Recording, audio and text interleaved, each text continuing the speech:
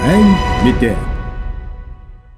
Манай улсын их сургуулиудын номын сан номын өргөө болон өргөжж байна. Манай улсын их сургуулиудын номын сан гадаадын нэр хүнд өхий ихтэй сургуулиудын нэг адил номын өргөөтэй болж байгаа сайн мэдээ хүргэе. Номын сан гэх нэг зааланд ширээ сандал тавин оюутнууд зөвхөн ажлын өдрүүдэд ажлын цагаар үйлчлүүлдэг байсан цаг түүх болон үлдэж байна. Энэ байдал нь өөрөө тэр оюутанд нээлттэйгээр сонголттойгоор суралцах чадвар, тэгээ оюутан болоод багш, судлаач бүгд хамтран ажиллахын нөхцөлийг бүрдүүлж байгаа маш онцлог гэсэн үг.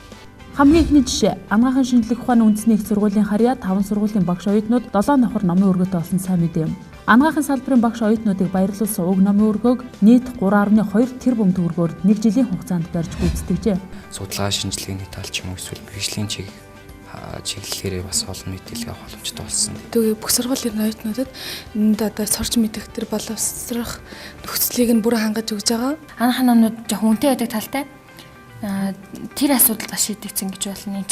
Оюутан судлаач багш нарт зориулсан 718 судал бүхий 6 амжилтын танхим, 5 компьютертэй интернетөөрөө 17 судал бүхий захин номын сан, 56 судал бүхий эрдэм шинжилгээний, 42 судалтай гадаад уншлагын, мөн 46 судалтай тогтнол хэвлэлийн танхим, 7 давхар номын энэ өргөнд байна. Харин Монгол Улсын боловсролын их сургуулийн номын сан инновацийн төвийн барилгыг 5.9 тэрбум төгрөгөөр барьж ашиглалтад оруулаад байна.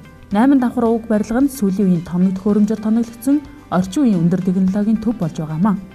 Монгол Улсын их сургуулийн хувьд 7 давхар номын өргөөг 13,000 м2 талбай зөндөрлүүлнэ. Номын сан хийгээд лабораторийн зориулттай уг өргөөний нийт төсөв 13.5 тэрбум төгрөг. Барилгын ажлын гүйцэтгэл 50-аас дээш хувьтай явагдаж байна.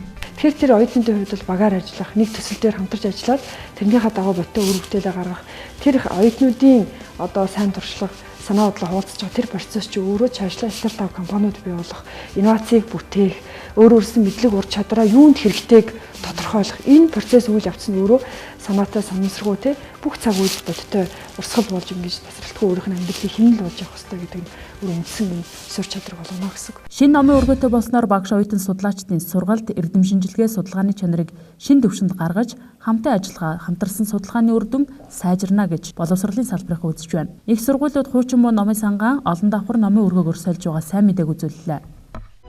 Сайн мэдээ.